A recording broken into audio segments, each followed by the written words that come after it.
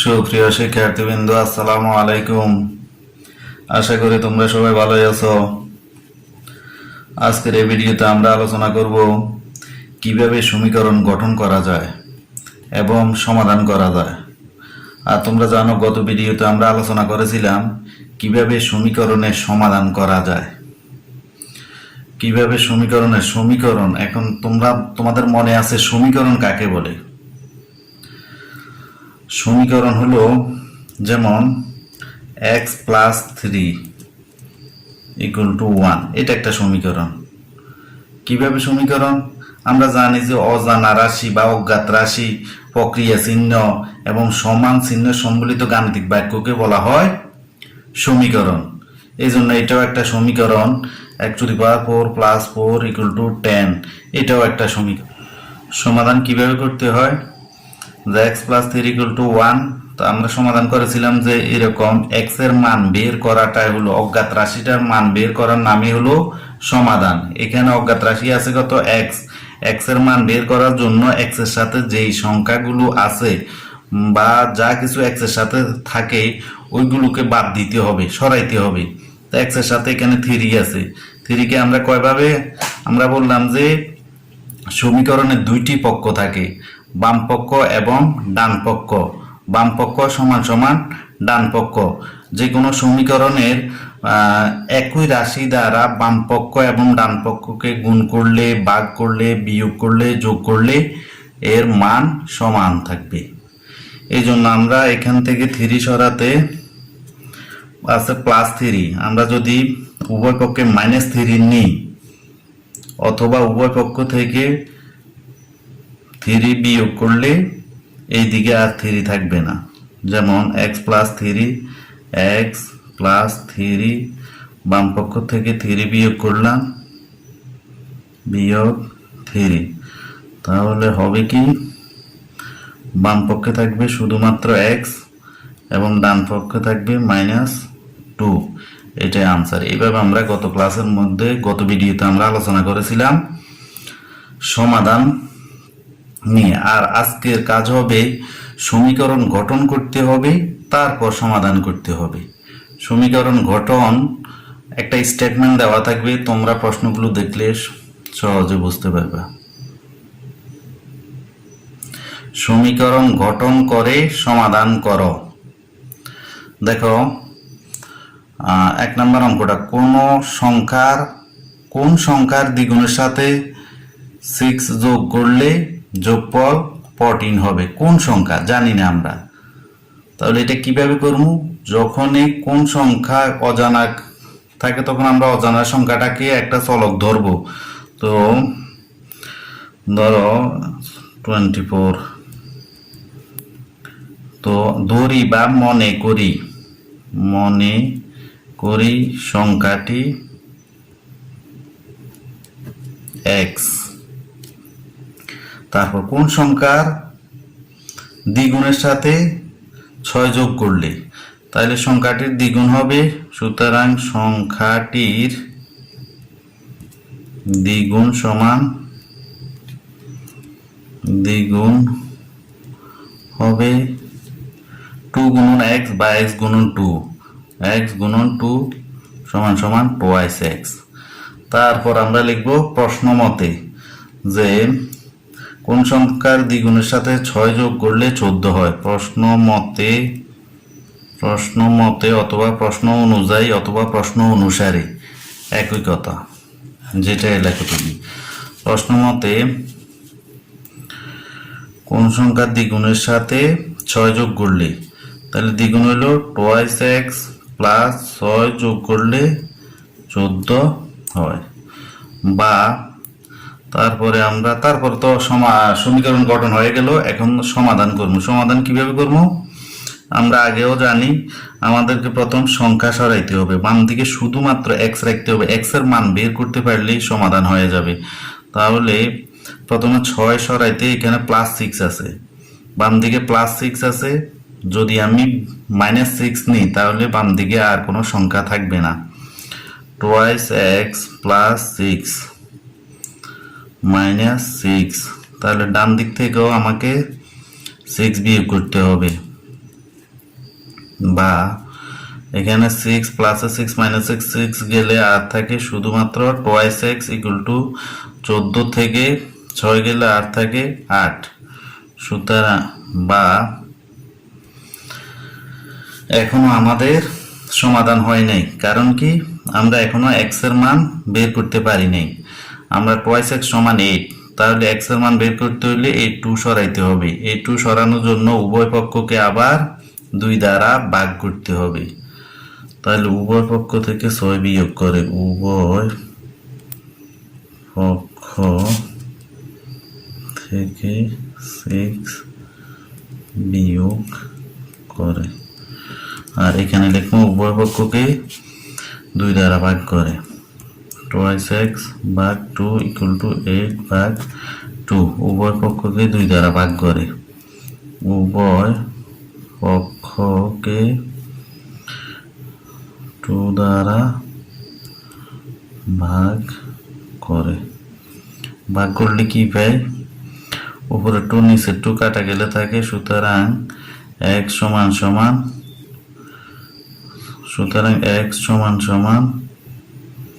x এর মান কত? উপর 8 কে 2 দ্বারা ভাগ করলে থাকে 4।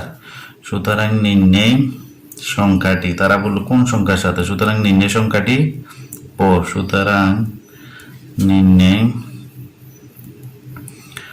সংখ্যাটি 4, আর এটাই হলো আনসার। সহজ না? দেখো তোমরা পরের প্রশ্নটা দেখো নিজে নিজে করতে পারো কিনা।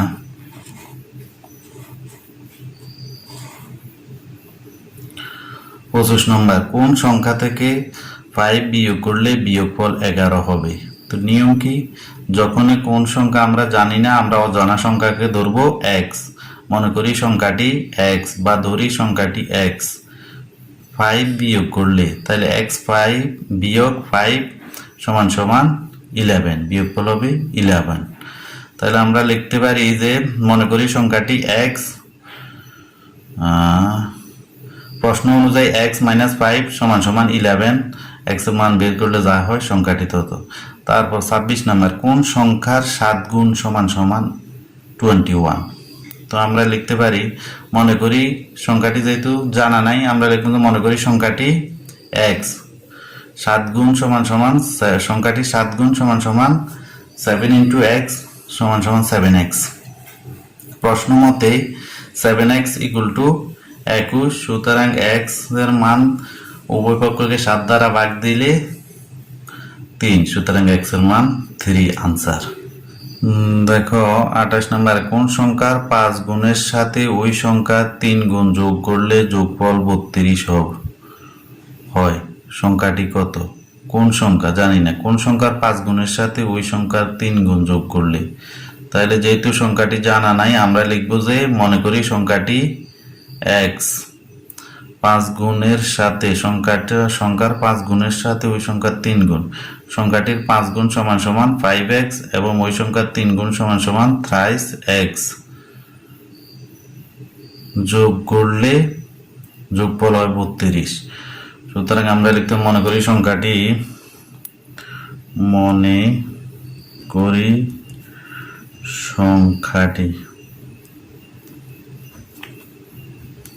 x কোন সংখ্যার 5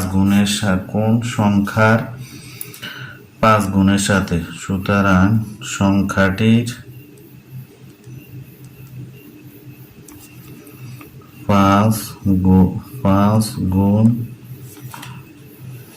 সমান 5 ইন্টু x সমান সমান 5x এবং সংখ্যাটির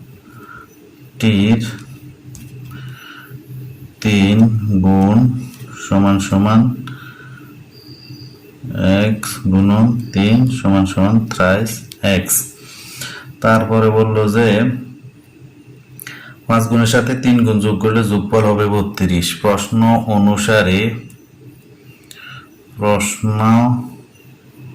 মতে 5 গুণ হইল এত যোগ 3 গুণ, 5 গুণের সাথে 3 গুণ যোগ করলে 32 হয়, 32। তাহলে আমরা এখানে কি করতে পারি, একটা হলো গিয়ে দুইটা, এখানে 5x এখানে আছে thrice x, তাহলে মোট হয় 10x বা 10x, সরি 8x, 8x সমান সমান 32। উভয় পক্ষকে এখন বাম পক্ষ থেকে আমাদের সরাইতে হবে 8, 8 সরাইতে হইলে 8 দ্বারা ভাগ দিতে হবে, তাহলে ভাগ দিলে আমরা উভয় পক্ষকে দিতে হবে, উভয় পক্ষকে 8 দ্বারা ভাগ করে 8x ভাগ 8 সমান সমান 32। 8 8 দ্বারা ভাগ দিলে বাম পক্ষে থাকে এখানে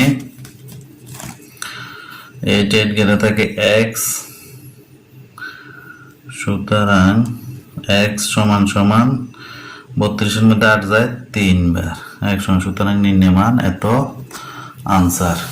ওকে, তারপরে অঙ্কটা দেখো এবার।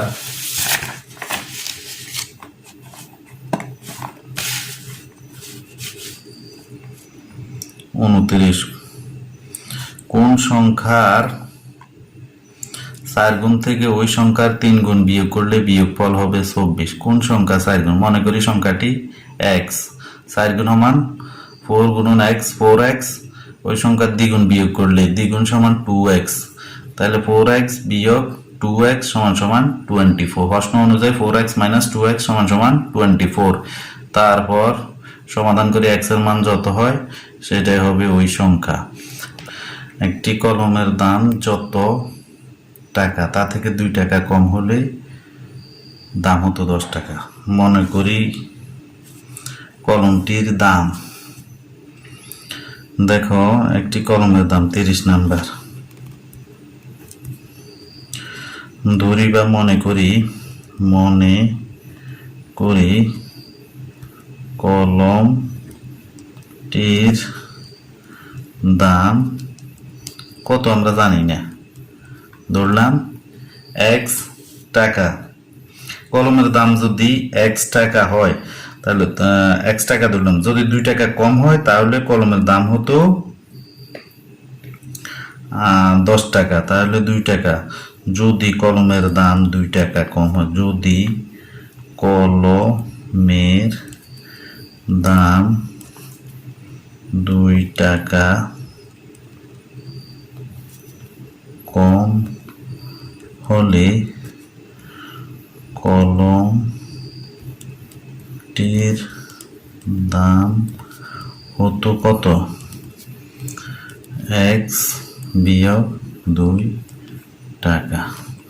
তাহলে প্রশ্ন অনুযায়ী, প্রশ্ন মতে আমরা এখন কি লিখতে পারি, 2 টাকা যদি কম হতো তাহলে কলমটির দাম হলো 10 টাকা। 2 টাকা যদি, প্রশ্ন মতে আমরা লিখতে 2 টাকা যদি কম হয় তাহলে এত সমান আমরা লিখতে পারি 10 টাকা।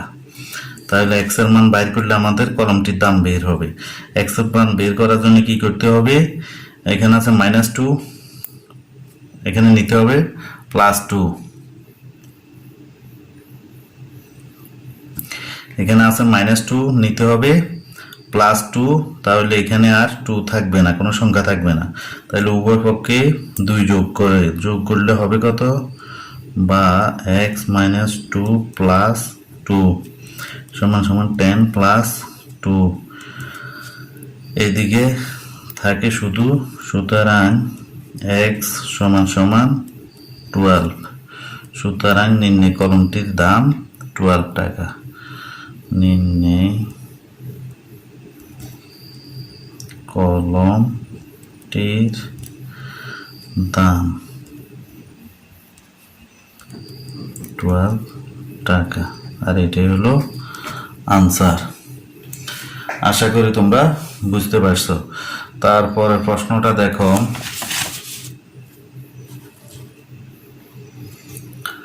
31 নাম্বার,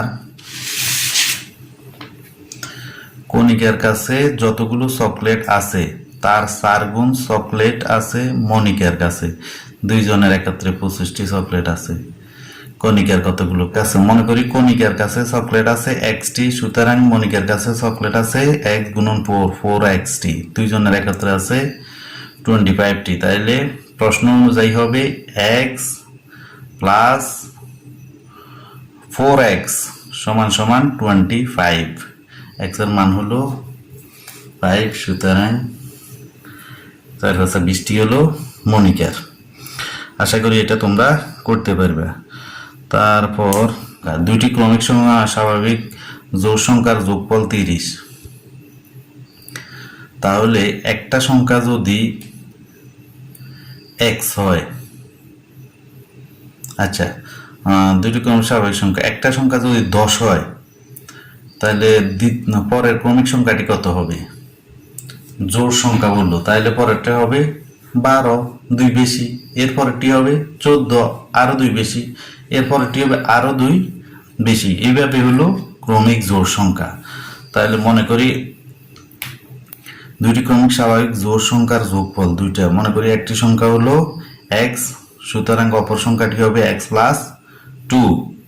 প্রশ্ন অনুযায়ী x প্লাস 2 সমান সমান 30।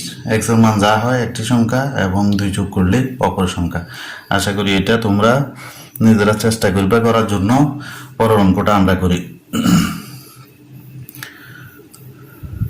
তিনটি ক্রমিক স্বাভাবিক বিজোড় সংখ্যার যোগফল 27 হলে সংখ্যা তিনটি নির্ণয় করো।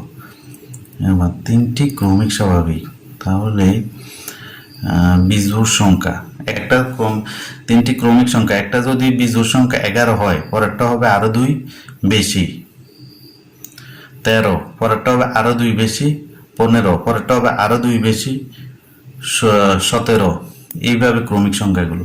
তাহলে তিনটি ক্রমিক স্বাভাবিক বিজোড় সংখ্যা, তাহলে আমরা যদি একটা ধরি x, পরের সংখ্যাটা হবে আরো 2 বেশি, এর পরের সংখ্যাটা হবে আরো 2 বেশি, দ্বিতীয়টা সে আরো 2 বেশি। তিনটি বিজোড় সংখ্যা যোগফল 27, তাহলে এটা আমরা করি। যোগফল 27 হলে সংখ্যা তিনটি নির্ণয় করো। মনে করি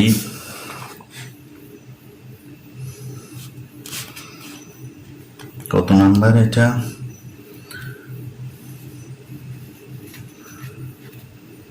33। মনে করি বা ধরি প্রথম স্বাভাবিক বিজোড় সংখ্যাটি x, মনে করি প্রথম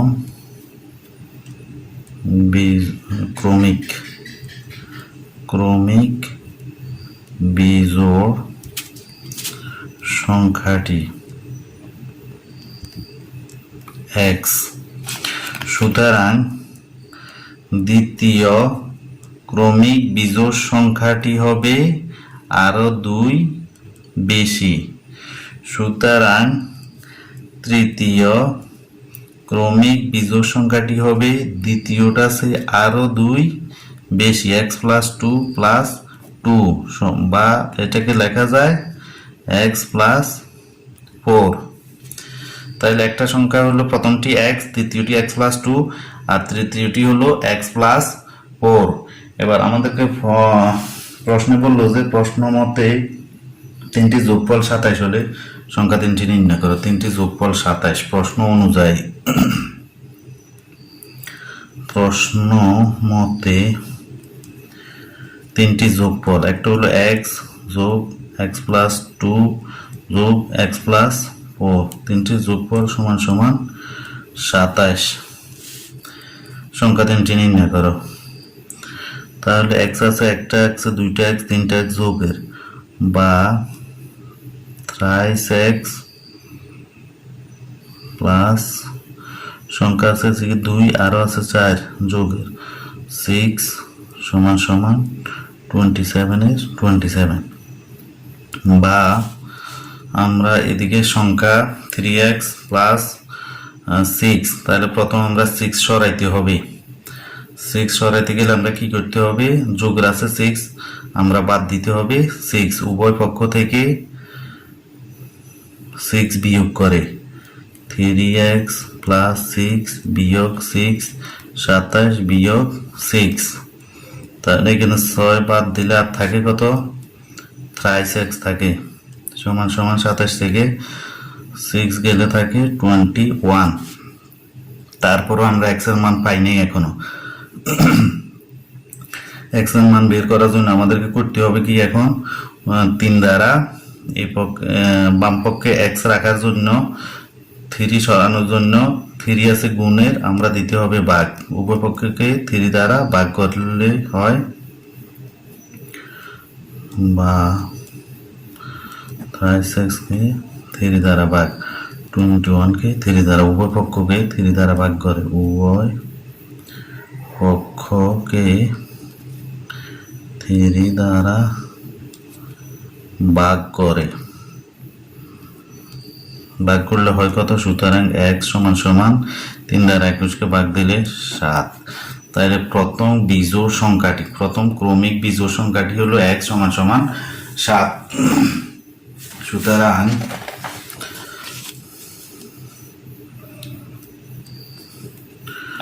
প্রথম ক্রমিক বিজোড় সংখ্যাটি x সমান সমান 7। সুতরাং দ্বিতীয় ক্রমিক বিজোড় সংখ্যাটি হবে x প্লাস 2 সমান সমান 7 প্লাস 2 সমান সমান 9। সুতরাং তৃতীয় ক্রমিক বিজোড় সংখ্যাটি হবে ছিল কত? x প্লাস 4 সমান সমান x এর মান হলো 7 প্লাস 4 সমান সমান 11। আর এটাই হলো আনসার। তাহলে আমরা লিখতে পারি যে আনসার হবে, সুতরাং আনসার 7, 9 এবং 11। তো আশা করি তোমরা এখন যে কোনো ধরনের প্রশ্ন সমীকরণ গঠন করে সমাধান করার ক্ষেত্রে প্রথমে তুমি প্রশ্নটা পরে বুঝতে হবে প্রশ্নটা স্টেটমেন্টটা কি। তো স্টেটমেন্টটা যখন অজানা রাশি তোমার জানা নাই তখন অজানা রাশিকে তুমি এক্স ধরবা, আর এরপর যেভাবে বলে প্রশ্ন ওই অনুযায়ী সমীকরণটা গঠন করবে। সমীকরণ গঠন করার পর তারপর আমরা যেভাবে আগে সমাধান করছি ওইভাবে সমাধান করবো।